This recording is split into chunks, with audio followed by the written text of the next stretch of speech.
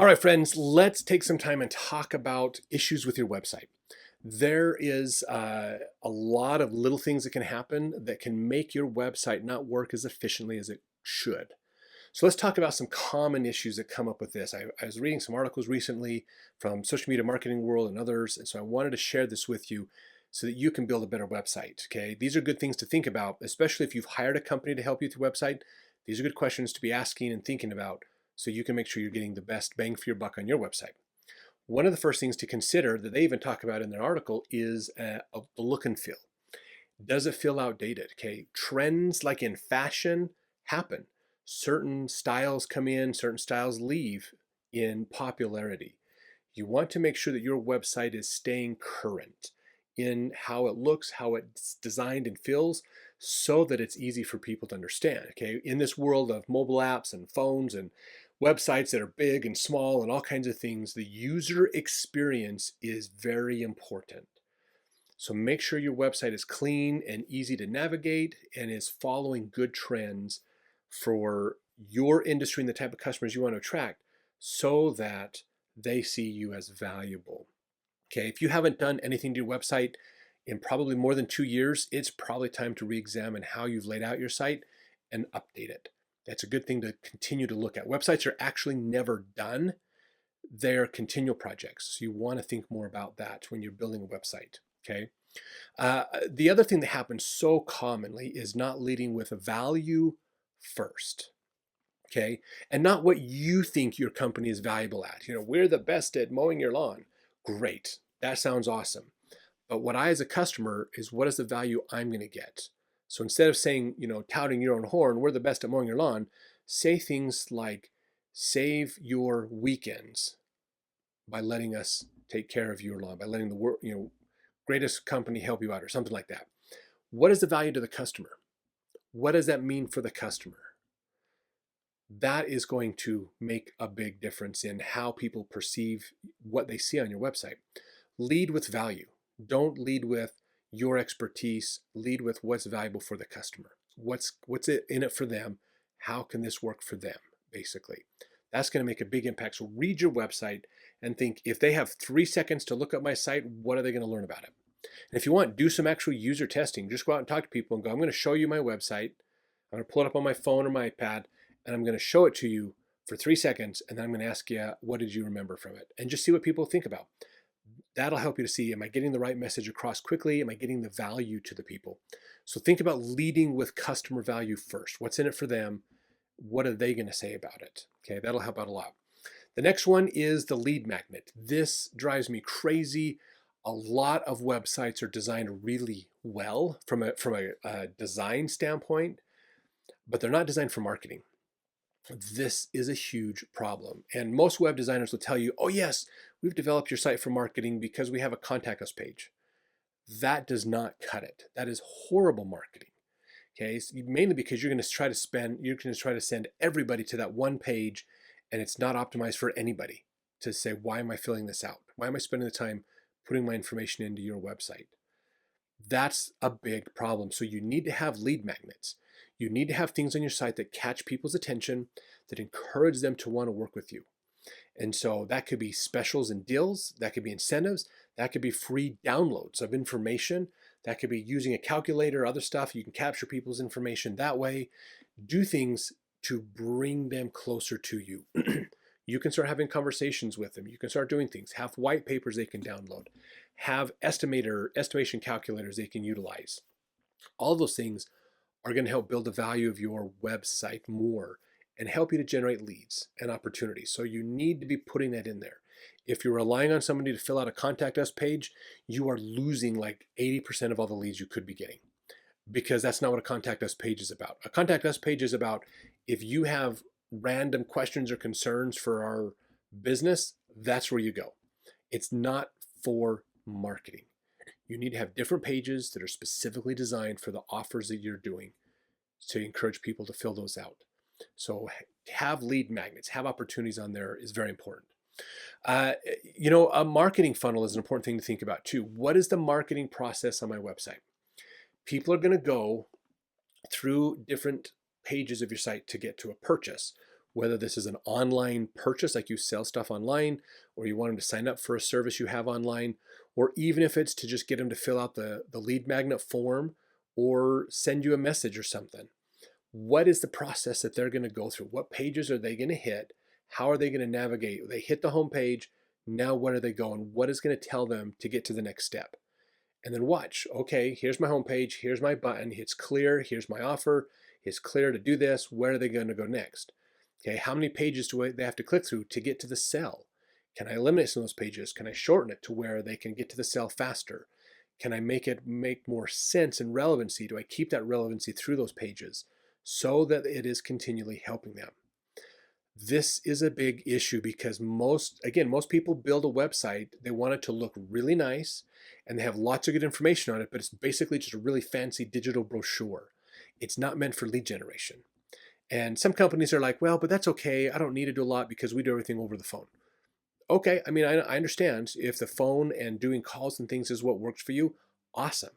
But there's nothing that says you can't actually have nurturing opportunities to generate more leads for your business by using your website more efficiently. It doesn't really cost that much more, to do it, but you've got to be paying attention as you get your website built so that you can have it optimized for your business. Otherwise, it does cost money to build it once and then have to go rebuild it because it was built wrong the first time. So, but think about the marketing side. How are we going to actually generate leads on here? Not just, oh, I'm going to build a website, I'm going to have it optimized for SEO, and then pay Google AdWords a bunch of money to go find my customers for me. That is rented space. That space is going to get more expensive over time. You need to solve the problem of getting leads without relying on Google to do it for you. That's where lead magnets and other things come in. That's where having a diverse amount of online marketing will help you. Those are things you need to do because it'll future-proof your marketing, and especially with those costs, it'll help you out. Now, another one is social proof. This is a big one. Do you have social proof on your website? Do you have testimonials? Do you have links into your Google reviews or other things like that where you can show people, here's what people are saying about our business? Now, I understand some companies, if you're more business to consumer, these make a big deal. These are really good to have. If you're business to business, you could consider more use case scenarios or other things, and testimonials still work, are still absolutely worth it to do. But have that social proof. Why is this so important? How does this work? Let's make this effective for our customers so that they see the value of what we're doing. They can see, oh, other people like them, other people use them. Let's continue to make this work, basically. Video. Man, if you're not putting videos on your website, not just product demonstrations, but informational videos, answering questions videos, tutorial videos, have video. Lots of video content on your website is very good to have. That helps people, again, to look at information, to understand stuff, have customer testimonials on video on your website. Incorporate more video on your website. It does cost a little bit more as far as you've got a little bit more time and money involved in creating that kind of content, but it does pay off. It does work and help you out. And you can use it on your social sites and other places as well, email marketing and things, and it'll make it more beneficial for you. So those are some good things you can do as well to consider helping you to build a better website. Another one is your copywriting, okay? If you're not good at English, if you didn't really do well in your English classes, you're not sure about grammar, or it's been more than a decade since you've done anything as far as improving your writing skills, then you probably want to hire a copywriter to help you, to someone who can look at your text, look at the content, and to help you put really good content together and word it right and get good phrasing in there and those kinds of things. That can help you out to make sure that you've go through your content and it's worded in a way that'll be effective, not only for the search engines to look at it, but it'll get the right message across to the people that are looking at your website. So copywriters are worth it to have as a part of your team, to even if it's just a hired consult to review your website, but they're worth it to work with. Look at your authority. Okay, now this is not telling everybody, here's all my awards that I've done, but how can we position our business through the content we're sharing on a website to show we are experts at it, to show we're really good at what we do. Some of that can be testimonial. Some of that could be looking at your certifications, like have a way to share, here's what we've been certified at, we've won certain awards and things, but it's not about blaring that. It's about just making that obvious with everything else on your website as well. So you don't want to be too crazy with authority, but you want to make sure that people know you know what you're talking about. Basically, that'll help out a lot. Call to actions. This is an important one to look at. Sometimes when we think of, oh yeah, I just have to have call to action, click here to get this, but the button looks like it's the same color as the background, it doesn't stand out, or you've got multiple buttons next to each other, and so it's hard to tell which one is the main button we want people to click on. You need to make it simple. You need to make it easy. Like, it should be dirt easy to get someone to navigate from your home page through the necessary steps to get to the sale. Make that simple. Make it easy to do. So think about that. How can I get clear call to actions? How can I get call to actions that will motivate people? And how do I make sure that's working and going in a way so it's just unequivocally simple to get someone to fill out a form, to buy the product, to whatever it is I need them to do, so that we can continue to grow our business and have more success. So important that you work on that. And navigation is an important part of a website too. Sometimes websites, especially if you're building for AI, you're gonna have a lot of content. You're gonna have a lot of pages of your site. It's gonna get big. If you have a lot of products and services, it's gonna get big. Have an easy way to navigate through things. Your top navigation is a very common way to do it. Have certain links within the page to interlink within the website so that you can get people to where they need to go efficiently, to have them find the information they need so that they know they need to hire you to do business, basically. So make it easy. Make it simple to navigate. Don't overcomplicate stuff. Get them to the high value stuff first and let them dig deeper if they want. Okay, make it bite-sized and easy to move through so that they can navigate. That'll make it easier. You get more people looking at more parts of your site if there's a clear way to navigate through things. Okay, not just the high-level navigation, but actually get them to that through that sales process as well. Think about your hierarchy of design with your elements and things. This is a good thing to always look at. This is why having a good designer is important to have. What do you need to do for the elements of your website? How do we think about prioritizing these things, putting it up so our site functions well, so that our site works well? If you get too crazy, it can take an extra long time for your site to load. You may have to go back and fix things and readjust some features. You want to just adjust what you're doing to make sure that it is going to move, it's going to be smooth, and that website's going to work out great. So if you're waiting for your hour-long discourse to load before you show them the rest of your site, that's not going to go well. People are going to abandon your site rapidly. And it's not that you have a bad site, it's just they can't see anything until after that video load. So learn and understand, oh, I want that to load towards the end. I want the text to show up, I want the image to show up, then I want the video to load later. And it doesn't have to load immediately. It can load the page and then bring that in later, so that and we'll put it down a bit further with a button so that we can link to it, things like that. So it makes it faster and easier to load. We have a better layout of structure, and that'll help a lot in your business and how you're doing things. Stock images, stock images are great. If you can take pictures yourself, that's good too. There's nothing more frustrating than looking at a bunch of stock images and then going to somebody's website, they claim they're good at what they do, and finding that all their products are stock, all their services, they're using stock photo for a lot of their stuff. So stock photo is a good backup. Think of stock photo as a backup. If you can get actual images of your team doing the work, of the actual products being done, of those things, that's going to be better for your website. So I know sometimes you can't get that. Maybe you need to throw some stock photos in there to hold it until you can get that kind of footage done. But work on getting those replaced out. Work on having more real images and not as many stock photos. Will help your website out in its design and things as well. And search bar. People today are looking for information. They're looking for data. So make it easy for them to find information on your website.